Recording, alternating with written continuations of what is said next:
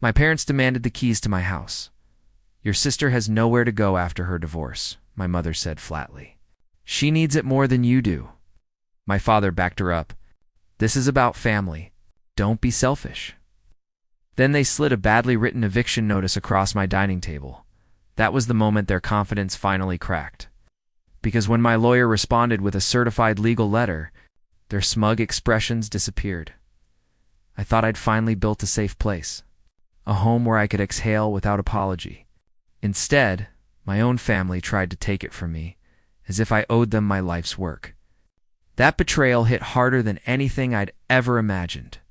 The late afternoon sun streamed through my brand new bay windows, throwing warm light across the restored hardwood floors.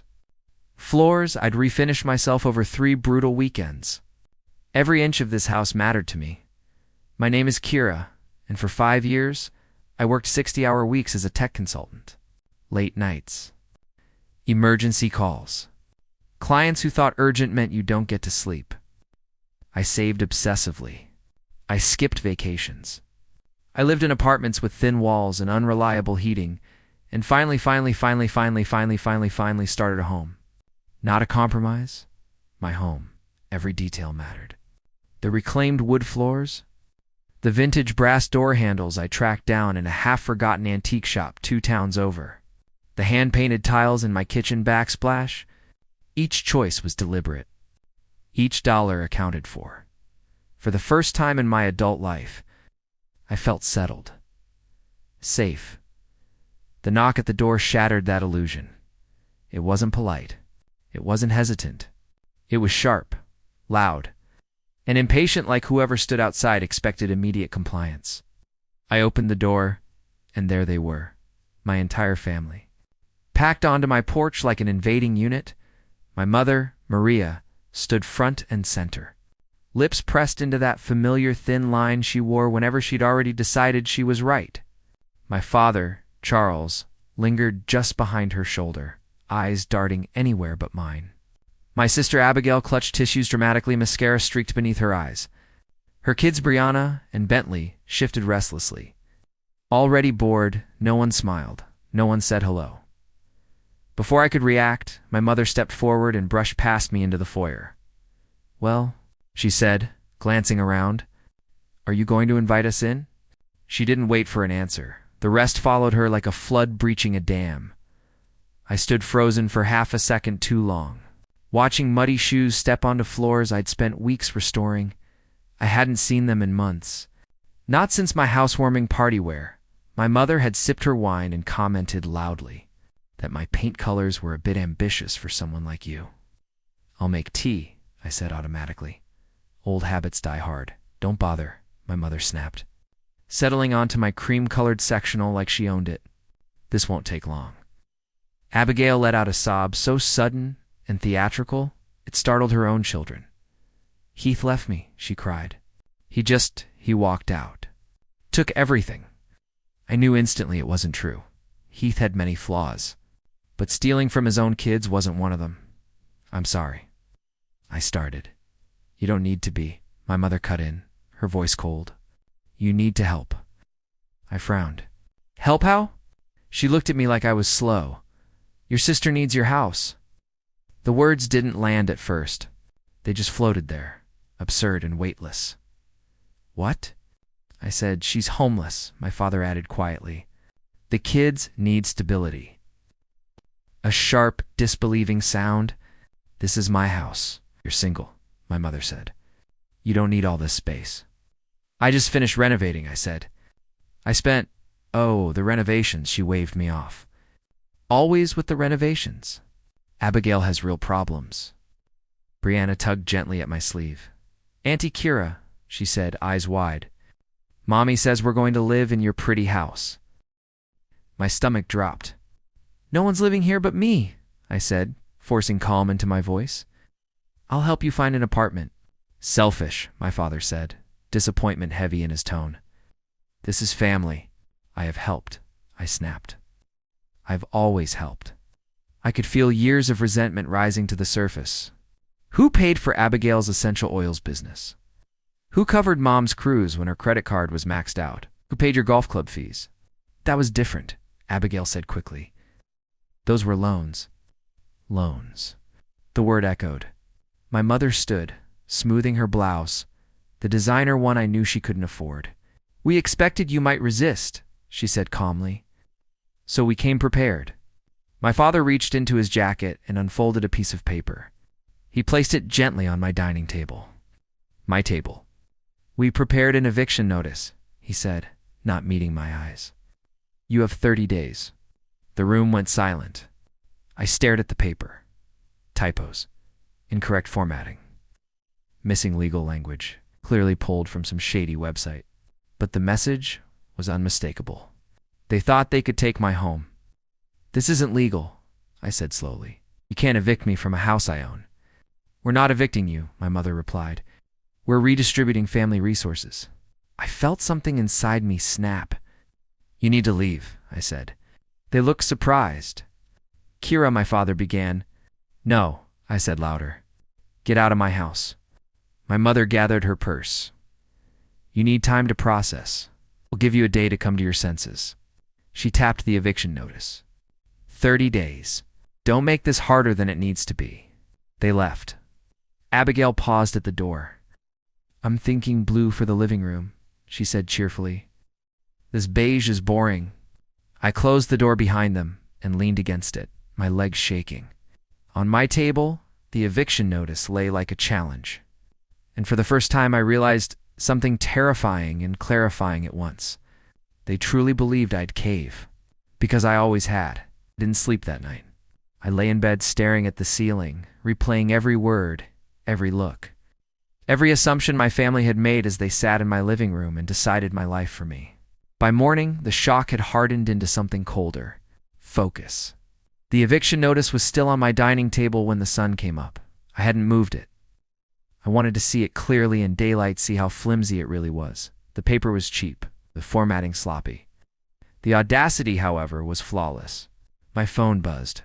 Abigail said, Can you send pics of the guest room? Need to plan for the kids? I turned the phone face down. Then another buzz. That is my mom. She said dinner tonight. Need to discuss your move-out timeline. 6 p.m. Don't be late. Move-out timeline. I laughed out loud, the sound sharp in the quiet kitchen. Instead of answering, I walked into my home office and opened the filing cabinet in the corner. Most people kept old tax documents or expired warranties in theirs. Mine held a thick manila folder. Inside were 10 years of habits I'd never questioned: bank, transfer confirmations, screenshots, handwritten IOUs, emails that ended with, I'll pay you back next month, promise. I hadn't kept them out of spite. I'd kept them because I was organized, because documentation made me good at my job. Because some part of me had always known. My phone rang. Destiny. You sound wrecked, she said the moment I answered. What happened? I told her everything. She didn't interrupt once. When I finished, there was a brief silence, then, Please tell me you're not actually considering this. Of course not. Good, she said firmly, because that's not family. It's theft with emotional blackmail. I spread the papers across my desk. I have records of every dollar they borrowed. How much? I added it quickly. 23,412, I said. And that's not even counting interest. Jesus, Kira. They never paid back a cent. Destiny exhaled slowly. You need a lawyer? Yesterday. I know someone, I said. I did. A year earlier, I'd helped a mid-sized law firm recover from a devastating cyber attack. 3 sleepless nights. No complaints. No excuses. I'd saved their systems and their reputation. The senior partner, Bennett, had given me his personal number. If you ever need anything, call me. I dialed. He picked up on the second ring. Kira, he said. You sound serious. I am, I explained, calmly, chronologically, from the ambush to the eviction notice. He didn't interrupt. When I finished, he said, Send me everything. Right now. Within an hour, he called back. They presented you with a fake eviction notice for a property you own outright, he said. That alone is harassment. And my sister claims her ex left her destitute. Interesting, he replied. because my assistant did some digging. My stomach tightened. Her ex-husband filed all divorce paperwork properly, Bennett continued. The settlement includes substantial alimony and half the marital assets. I sat up straighter, so she's not homeless. No, he said, unless she burned through a very large sum in record time. And the loans? Documented beautifully, Bennett said. Dates, amounts, promises to repay. Total comes to $23,412. We'll be counting interest. I closed my eyes. Here's what we're going to do, he said. For the next 20 minutes, Bennett outlined a strategy so precise, it felt like oxygen returning to my lungs. By the time we hung up, I wasn't shaking anymore. That evening, while my family waited for me to show up to dinner, Bennett's certified letter went out. It demanded immediate cessation of harassment, repayment of the full amount within 10 business days, legal consequences for further trespassing. I didn't attend dinner. I didn't respond to texts, and my phone lit up like a warning system failing. Mom, your silence is immature. Dad, your mother hasn't slept. Abigail, the kids are crying. I ignored them all. The next morning, Bennett emailed me the draft. It was devastating in its calmness. Full legal names, specific statutes, exact dollar amounts, calculated interest. I approved it instantly. By the way, Bennett added when I called him back, your sister spent part of her settlement on a luxury spa retreat in Arizona. First-class flights. She returned 3 days before showing up at your door. My jaw clenched. Send it, I said. Already done, he replied. Certified mail. Delivery confirmation required. They received it within hours. I know this because my phone started vibrating like it was possessed. I didn't answer. Instead, I made coffee and watched through my window as my parents' car pulled into their driveway across town, already gesturing wildly. Already unraveling. 17 minutes later, my phone rang again. It was my Aunt Kennedy. I'm at your parents' house, she whispered. You need to know what's happening. I can imagine. No, she said. You really can't. A door slammed in the background. Your mother is pacing, Kennedy continued. She threw a vase. Your father looks terrified. Is the amount accurate? Kennedy asked quietly. Down to the penny. A pause. And Abigail? She asked. She's not broke, I said. Kennedy sucked in a breath. She just admitted she went to a spa resort. Your mother is screaming. I closed my laptop slowly. For the first time, I felt something unexpected. Relief, Kira Kennedy said, her voice shaking. They're talking about calling a lawyer. Good. You're not worried? No, I said honestly. They should have been worried years ago. That evening, my mother showed up outside my house with a megaphone. Kira, she shouted, stop hiding behind lawyers. Neighbors gathered. I called the police. The next escalation came faster. Abigail posted on social media filtered selfies, crying children, captions about family betrayal and homelessness. The comments flooded in. I screenshot everything. Bennett's response was immediate. Excellent. Strengthens our harassment case. Then came the drive-bys. My parents' car. Abigail's slow passes. Photos lingering. Police warnings followed. Still, they didn't stop. On Monday morning, Bennett called. They hired a lawyer, he said. Good one? No, he said flatly. Cheap, emotional, unprepared. What do they want? He's offering $5,000, Bennett said, suggesting you give Abigail the house as compensation for emotional distress. I laughed. He also requested a meeting, Bennett continued. All parties present. When? Friday. I looked around my home. My sanctuary. The place they tried to steal. I'll be there, I said. That night, as if summoned by desperation, my mother stood on the sidewalk again this time, yelling accusations into the evening air. Friday couldn't come fast enough. By the time Friday arrived, I felt eerily calm. Not numb, not detached. Clear. That morning, I walked through my house slowly, grounding myself in the reality they had tried to steal. I ran my fingers over the kitchen counter I'd sealed myself. paused in the doorway of the guest room Abigail had already claimed in her imagination. Looked out at the garden where I'd spent countless weekends planting flowers meant to attract butterflies, my small act of peace in a loud world. This house wasn't just property. It was proof. Proof that I could build a life without begging for approval. Proof that survival didn't require self-sacrifice. At precisely 9:58 a.m., I parked outside Bennett's office. They were already there.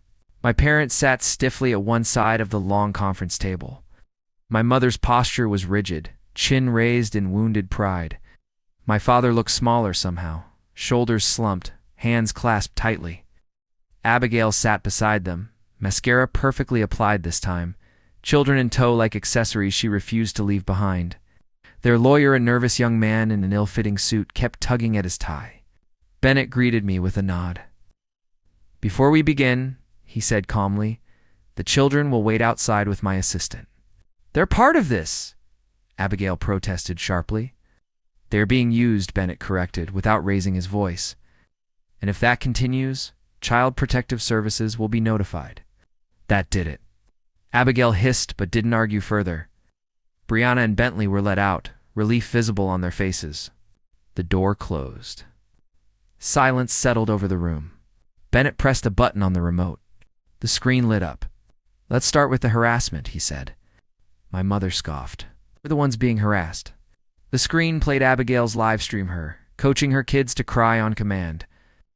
Then footage of my mother screaming into a megaphone, screenshots of social media posts. The fraudulent GoFundMe page, it's a video of their cars circling my house. Their lawyer's face drained of color. "I assume," Bennett said smoothly, "you've advised your clients on the legal consequences of this behavior." The lawyer swallowed. They believed it was family reconciliation. "Interesting interpretation," Bennett replied, clicking to the next slide. Bank transfers appeared. Emails promising repayment. Handwritten IOUs. Every loan, Bennett said, documented. Every excuse. Every delay. My father finally spoke. "We were desperate." "No," I said quietly. "You were entitled." My mother laughed sharply. "Family helps family." "And family repays family," Bennett countered, "especially when it totals $23,412. Their lawyer leaned forward. "Perhaps we can negotiate." "That window closed," Bennett said calmly. "Now, you have options." He slid documents across the table. Option 1. Full repayment with interest, structured payments, and a restraining order. Option 2. Court, where everything becomes public record. Abigail burst into tears. Real ones this time. "This isn't fair," she cried. "I'm your sister." "Was I your sister when you tried to take my house?" I asked. My mother slapped my father's hand as he reached for a pen. Ow. "Don't you dare." "She's bluffing." "I have nothing left to lose," I said softly. "Do you?" 10 minutes passed like hours. Finally, their lawyer whispered urgently. My father picked up the pen. His hand shook. One by one, they signed. The restraining order came last. "You're no longer my daughter," my mother spat as she signed. "I'd rather be alone than exploited," I replied. They left without another word. Outside, sunlight spilled across the city, clean, bright. I breathed. The payments started the following month, then the second, then the third. My mother canceled her country club membership. My father took a part-time job. Abigail sold designer bags online and started working retail, the same job she once called beneath her. The drive-bys stopped. The messages stopped. The noise faded. One evening, I sat in my garden with a cup of tea, watching butterflies gather on the flowers I'd planted. My phone stayed silent. Not the lonely kind of silence, the peaceful kind. The kind that comes when you finally stop paying the price for other people's choices. And in that quiet, I understood something I'd never been taught growing up. Boundaries don't destroy families. Entitlement does. And peace, real peace, is never something you're given. It's something you defend.